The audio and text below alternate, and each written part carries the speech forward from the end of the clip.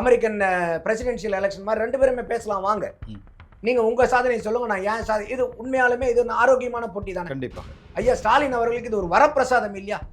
அடாடாடாடாடா எவ்வளவு செஞ்சிருக்கோம்னு புலகாங்கி அடைகிறாருல ஐயா ஸ்டாலின் அவர்கள். ஒவ்வொரு வீட்டிலையும் நம்மளுடைய பயனாளிகள் இல்லாத வீடே கிடையாதுங்கிறாருல ஐயா எடப்பாடியார் அவர்கள் கூப்பிடுற சண்டைக்கு இவர் போய் நிக்க வேண்டியதானாங்க. எவ்வளவு பெரிய வாய்ப்பு இல்லையா?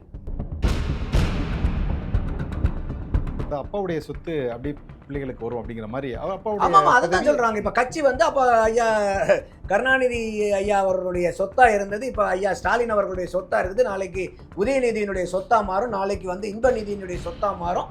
அப்ப இது வந்து கட்சிங்கிறது என்ன குடும்ப சொத்தா? அதைத்தானே எதிர்கட்சிகள் பூரா அவங்களை விமர்சனம் பண்ணிட்டு இருக்காங்க. கட்சிங்கிறது பொது சொத்து இல்லை, அது எப்படி ஒரு குடும்பத்தினுடைய சொத்தா மாறும்?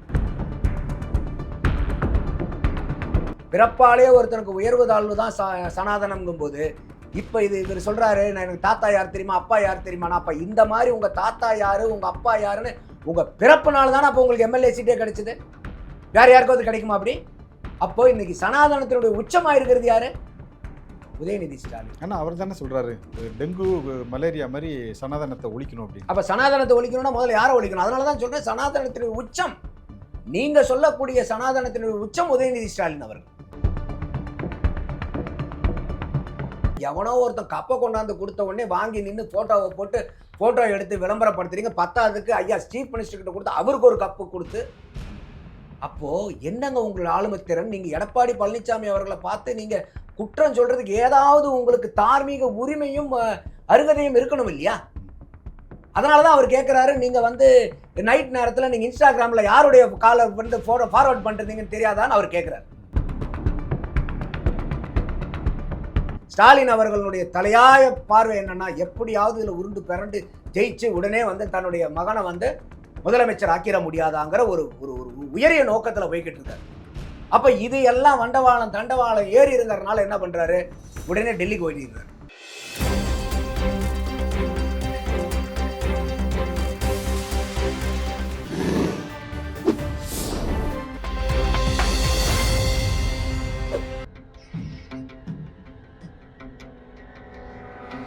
தமிழ் அலை நேயர்களுக்கு வணக்கம். இன்றைய சந்திப்பில் நம்மோடு இணைந்திருப்பவர் அரசியல் விமர்சகர் திரு நந்தகுமார் அவர்கள். அவர்களை வரவேற்பதில் மகிழ்ச்சி. வணக்கம் சார். வணக்கம் ரமணி. வணக்கம் சார். இப்போ தேர்தல் பிரச்சாரம் வந்து ரொம்ப தீவிரமாக போயிட்டு இருக்கு. அதாவது பெரிய கட்சிகளாக இருக்கக்கூடிய திமுகவும் அதிமுகவும் பிரச்சாரத்தை வந்து தீவிரமாக பண்ணிட்டு இருக்காங்க. இதில் ஒரு பெரிய விஷயம் என்னென்னா சார், முன்பு எல்லாமே நாங்கள் செய்த திட்டங்களை அறிவித்து அவங்களுடைய செயல்பாடுகளை சொல்லி நாங்கள் இதெல்லாம் செய்ய போகிறோம், இந்த திட்டங்கள்லாம் நிறைவேற்றும்னு சொல்லி அவங்களுடைய ஆட்சி அமைஞ்சால் என்னெல்லாம் செய்யணும்னு அதை சொல்கிறாங்க. ஆனால் இப்போது சமீப காலமாக பார்த்தீங்கன்னா ஒரே தனிநபர் விமர்சனங்கிறது வந்து ஜாஸ்தியாகி போயிடுச்சு. உதாரணமாக திரு உதயநிதி ஸ்டாலின் துணை முதலமைச்சராக இருந்த திரு உதயநிதி ஸ்டாலின் அவர் சொல்கிறாரு, அதாவது மோடியினுடைய முரட்டு பக்தன், முரட்டு அடிமை, இந்த மாதிரி விமர்சனம் பண்ணுறாரு. இதற்கு எதிர்ப்பு வினையாற்றுவது விதமாக திரு எடப்பாடி பழனிசாமி அவர்கள் சொல்கிறாங்க, பால்டாயிலெலாம் பஞ்ச் டயலாக் பேச ஆரம்பிச்சிருச்சு அப்படிங்கிற மாதிரி. இது தனிநபர் விமர்சனம் வந்து இப்போது அதிகமாக கேட்க முடியுது. எங்கே போய் நிற்கும் சார் இது? இல்லை, இப்போ நீங்கள் சொன்னீங்க சாதனைகளை பேசி தானே சார் ஆளுங்கட்சி கேட்கணும்னு. அது சாதனைகள் இருந்தால் தானே கேட்பாங்க ரமணி. அப்போ நீங்கள் வந்து அவங்க சாதனைகள்னு பட்டியல் போடும்போது பார்த்தீங்கன்னா, எடுத்து ஒரு டாப் 3-4 சாதனைகளை பார்த்தீங்கன்னா, நான் 1000 ரூபா கொடுத்தேன், பெண்களுக்கு 1000 ரூபா கொடுத்தேன், பள்ளி கல்லூரி மாணவர்களுக்கு 1000 ரூபா கொடுத்தேன், பெண்களுக்கு 1000 ரூபா, கல்லூரி போகிற பெண்களுக்கு கொடுத்தேன், லேப்டாப் இலவசமாக கொடுத்தேன், அது வந்து கடைசியாக லாஸ்ட் இயருக்கு மட்டும் அந்த ஓட்டு போடணுங்கிறதுக்காக கொடுத்தேன், இத்தனை வருஷம் கொடுக்கல. அப்போ இந்த மாதிரி பொங்கலுக்கு நான் 5000 ரூபா கொடுத்தேன். அப்போ இந்த மாதிரி காசை கொடுக்கறது தானே உங்களுடைய வேற என்ன அங்கே வந்து திட்டங்கள் இருக்குது? அப்போ ஏதாவது ஒன்று பெரிய அளவுக்கு செஞ்சுருந்தா தானே அவங்க வந்து செஞ்சதை சொல்லி வாக்கு கேட்க முடியும். இது ஒரு பகுதி. அப்போ அவங்க செய்யாதனால வந்து அவங்க இதில். ஆனால் இன்னொரு பக்கம் வந்து எடப்பாடி அவர்கள் நான் என்னென்னலாம் வந்து நான் இருந்த 4.25 வருஷத்தில் செஞ்சேன், நான் குடிமராமத்து பண்ணினேன், நான் வந்து நீட்டுக்கு 7.5% கொடுத்தேன், 11 மெடிக்கல் காலேஜை கொண்டு வந்தேன், 68 ஆர்ட்ஸ் சயின்ஸ் காலேஜ் கொண்டு வந்தேன், சட்டக்கல்லூரி இத்தனை கொண்டு வந்தேன், அக்ரிகல்ச்சர் காலேஜ் இவ்வளோ கொண்டு வந்தேன், வெட்டினரி காலேஜ் இவ்வளோ கொண்டு வந்தேன். ஸோ இது மாதிரி கூட்டு குடிநீர் திட்டம் இந்த அளவுக்கு, அத்திக்கடவு அவிநாசி திட்டம் கொண்டு வந்தேன். அவர் பாட்டுக்கு அவர் செஞ்சதை பூரா பேசுகிறார். அந்த 4 ஆண்டு காலத்தில் அவர்கள் நாங்கள் கொரோனா கிட்ட வந்து 5 பைசா எங்களுக்கு வருமானம் கிடையாது 6 மாதத்துக்கு. அப்படி 5 பைசா வருமானம் இல்லாத நேரத்தில் கூட நாங்கள் வந்து மத்திய அரசு கொடுக்கலையான்னு நாங்கள் வந்து இவர் மாதிரி ஒப்பாரி வைக்கல, இருக்கிறத வச்சு சிறப்பாக ஆண்டோம். அப்போ இதெல்லாம் வந்து அவர் செஞ்சனால பட்டியலிட விடுது. அவரு கூப்பிட்றாரு, நீங்கள் வாங்க 2 பேரும் நம்ம வந்து ஸ்டேஜில் பேசலாம், அமெரிக்கன் பிரசிடென்ஷியல் எலெக்ஷன் மாதிரி 2 பேருமே பேசலாம் வாங்க, நீங்க உங்க சாதனையை சொல்லுங்க, நான் ஏன் சாதனை. இது உண்மையாலுமே இது ஆரோக்கியமான போட்டி தானே. கண்டிப்பாக. ஐயா ஸ்டாலின் அவர்களுக்கு இது ஒரு வரப்பிரசாதம் இல்லையா? அடாடாடாடாடா எவ்வளவு செஞ்சிருக்கோம்னு புலகாங்கி அடைகிறாருல ஐயா ஸ்டாலின் அவர்கள். கண்டிப்பா. ஒவ்வொரு வீட்டிலையும் நம்மளுடைய பயனாளிகள் இல்லாத வீடே கிடையாதுங்கிறாருல ஐயா எடப்பாடியார் அவர்கள் கூப்பிடுற சண்டைக்கு இவர் போய் நிக்க வேண்டியதானாங்க? எவ்வளவு பெரிய வாய்ப்பு இல்லையா? அப்ப நீங்க ஒரு தொலைக்காட்சி, அத்தனை தொலைக்காட்சி உங்க 2 பேர் மட்டும் அந்த விவாதத்தை வைங்க. இன்னும் 10வது குறிக்கு சீமானியும் உள்ள இருங்க, விஜய் அவர்களையும் உள்ள இருங்க, 4 முதலமைச்சர் வேட்பாளர் அங்க நில்லுங்கன்றான் நான். இது ஒரு ஆரோக்கியமான போட்டி. எடப்பாடியார் அவர்கள் சொல்றது ஒரு ஆரோக்கியமான வழிமுறை. அப்போ இது நடக்கணும். இது நடக்கலன்னாவே இப்போ என்னன்னா, நீங்க செஞ்சதை சொல்ற அளவுக்கு நீங்க செய்யல. அடுத்தது நீங்க தனி மனித விமர்சனம் வரீங்க. இவருக்கு உதயநிதி ஸ்டாலின் அவர்களுக்கு என்ன தெரியும் அரசியல் பத்தி?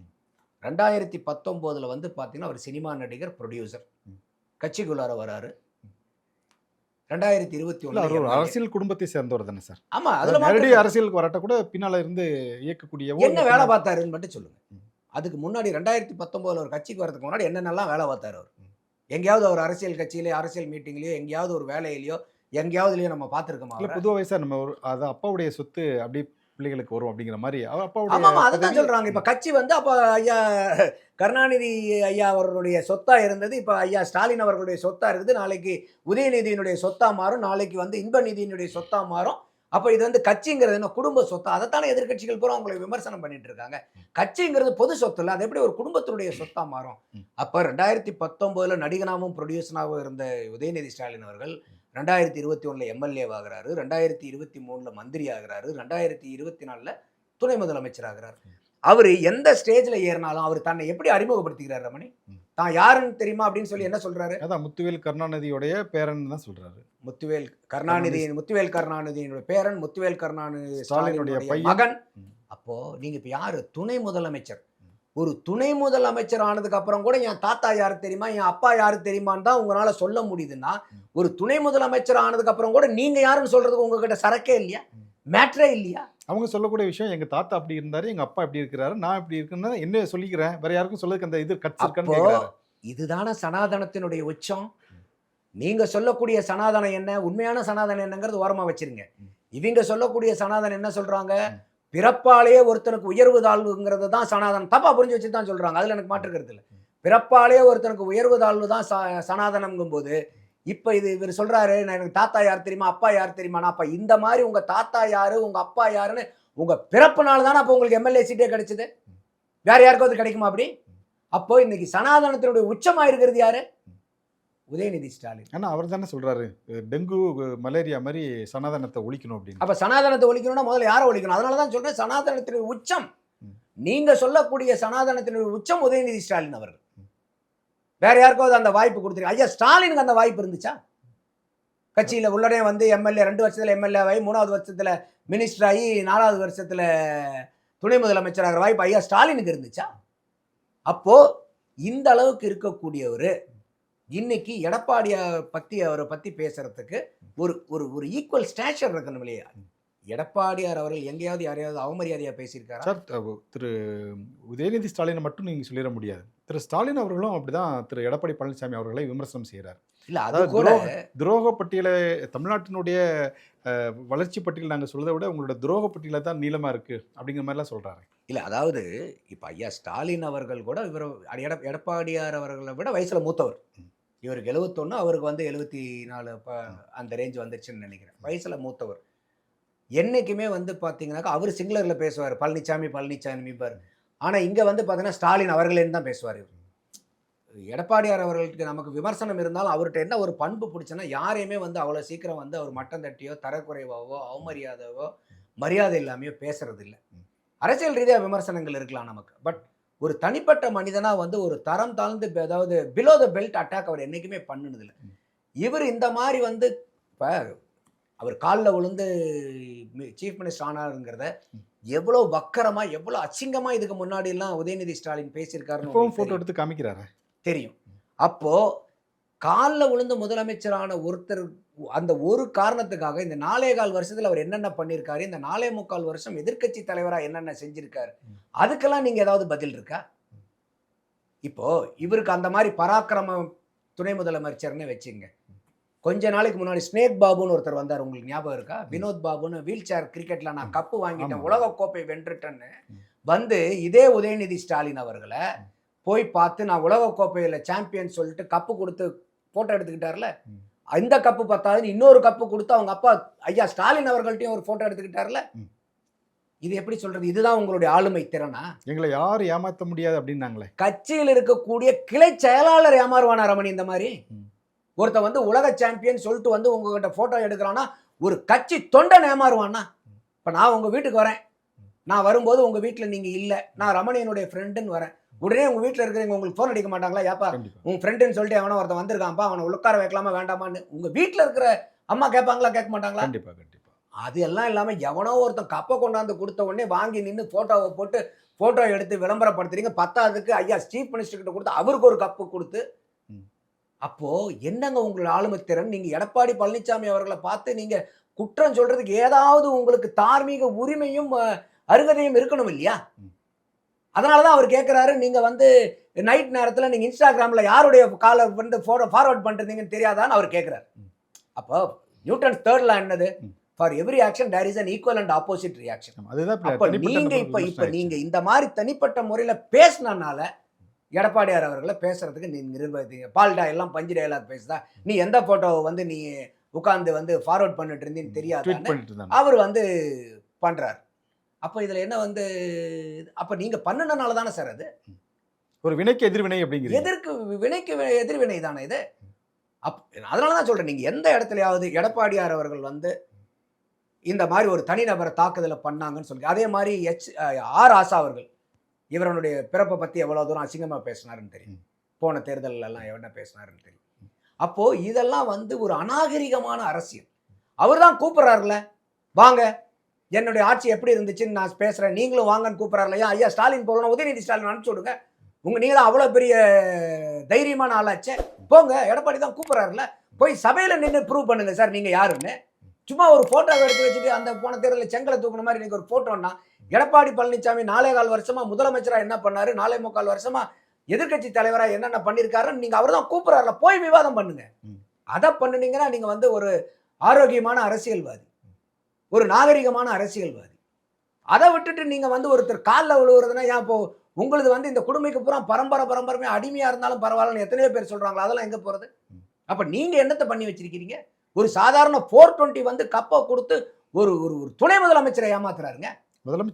முதலமைச்சரே ஏங்க, இப்ப நீங்க ஒரு கட்சி தலைவரை ஏமாத்துங்க, துணை கட்சியினுடைய மெம்பர் ஏமாத்திப்பாங்க, நமக்கு கவலை இல்லை, எனக்கு அதை பத்தி வருத்தம் இல்லை. அவர் துணை முதலமைச்சர் யாருக்கும்? நமக்கும் தானே. அப்ப என்னுடைய துணை முதலமைச்சர் இதுல விளையாட்டு அமைச்சர் வேற, இந்த லட்சணத்துல விளையாட்டு அமைச்சர் வேற, அந்த துறைக்கே அவர் தான் அமைச்சர்.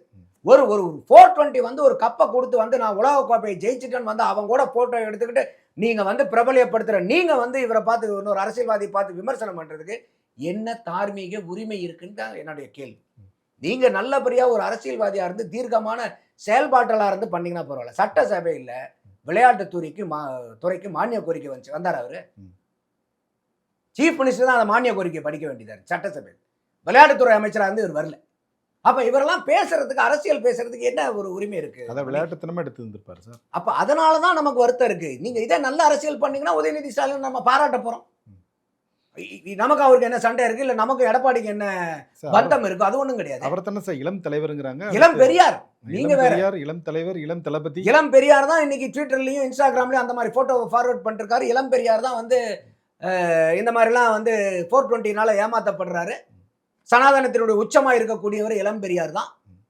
அப்போ இதையெல்லாம் நீங்க பார்க்கும்போது இவர் வந்து இதெல்லாம் மறைக்கிறதுக்காக தான் ஐயா ஸ்டாலின் என்ன பண்றாரு, எங்களுக்கும் டெல்லிக்கு தான் பிரச்சனைகள். எடப்பாடிக்கும் உதயநிதியினுடைய ஆளுமைக்கும் தான் இன்னைக்கு போட்டி. ஏன்னா இப்ப ஐயா ஸ்டாலின் அவர்களுடைய தலையாய பார்வை என்னன்னா, எப்படியாவது இதுல உருண்டு பிறண்டு ஜெயிச்சு உடனே வந்து தன்னுடைய மகனை வந்து முதலமைச்சர் ஆக்கிட முடியாதாங்கிற ஒரு உயரிய நோக்கத்துல போய்கிட்டு இருக்காரு. அப்ப இது எல்லாம் வண்டவாளம் தண்டவாளம் ஏறி இருக்கிறதுனால என்ன பண்றாரு, உடனே டெல்லிக்கு ஓடிடுறாரு. எங்களுக்கு சண்டை அது இல்லை, உண்மையான சண்டை வந்து இங்க வந்து எடப்பாடி பழனிசாமி அவர்களுக்கும் நீங்க வந்து வருங்காலத்துல யாரை முதலமைச்சரா கொண்டு வரீங்கன்னு நினைக்கிறீங்களோ உதயநிதி ஸ்டாலின் அவர்களுக்கும் அந்த தகுதி இருக்குதா?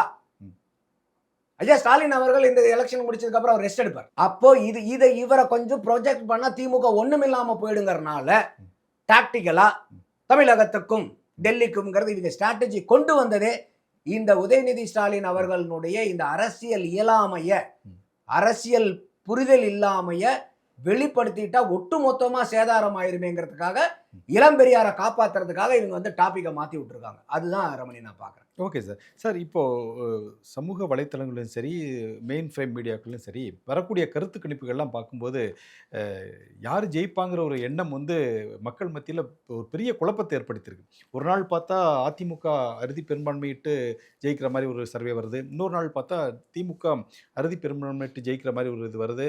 ஒரு நாள் விஜயே வந்து அதிக ஒரு சீட்டெல்லாம் வாங்கி முதலமைச்சர் ஆயிடுவாங்க மாதிரிலாம் இந்த சர்வேலாம் வருது. நீங்கள் வந்து இந்த கருத்து கணிப்புலலாம் ஆழ்ந்து செயலாற்றக்கூடிய நபருங்கிறதுனால உங்ககிட்ட இந்த கேள்வியை கேட்டால் சார், இந்த வரக்கூடிய கருத்து கணிப்புகள் எல்லாம் எந்த அளவுக்கு உண்மையாக இருக்குது சார்?